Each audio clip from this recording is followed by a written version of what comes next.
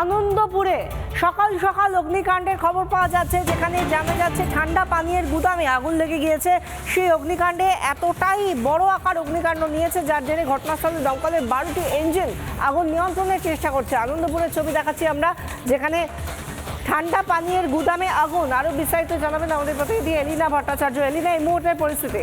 এখানে যে এই গোডাউন রয়েছে, সেই গোডাউনের যে ওয়্যারহাউস, সেই ওয়্যারহাউস থেকে প্রথমে আগুন লাগে। জানা গিয়েছে এটি মোমো প্রস্তুতকারক এবং কেক প্রস্তুতকারক কারখানা ছিল, এবং তার সঙ্গে সঙ্গে এই যে জায়গাটি আমি দেখাচ্ছি, এই জায়গাটি ডেকোরেটার্সের সমস্ত জিনিসপত্র রাখা থাকতো এখানে। এখান থেকেই প্রথম আগুন লাগে এবং আগুন ক্রমশ ছড়িয়ে পড়ে। এখনো পর্যন্ত দমকলের 12টি ইঞ্জিন ঘটনাস্থলে কাজ করছে। এবং তোমাকে জানিয়ে রাখতে চাইবো, দমকলের যারা আধিকারিক রয়েছেন তাদের কিন্তু যথেষ্ট বেগ পেতে হচ্ছে আগুন নেভাতে, কারণ যথেষ্ট বড় জায়গা এই নাজিরাবাদের এই গোডাউন, এবং এই বিশাল বড় জায়গা জুড়ে যে গোডাউন, সেই গোডাউন কিন্তু একেবারে ভস্মীভূত হয়ে গিয়েছে। এবং তার সঙ্গে সঙ্গে অনলাইন ফুড ডেলিভারি সংস্থারও কিছু কিন্তু জিনিসপত্র ছিল, সেই গোডাউনেও কিন্তু আগুন ক্রমশ ছড়িয়ে পড়ে। ভিতরে 3 জন আটকে রয়েছে বলে আমরা এখনো পর্যন্ত জানতে পারছি।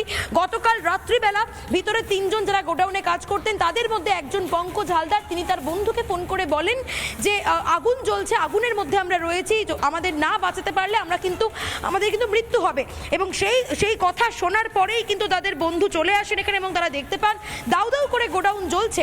এবং এখনো পর্যন্ত তুমি দেখতে পাচ্ছ কি সাংঘাতিক পরিস্থিতি এখানে।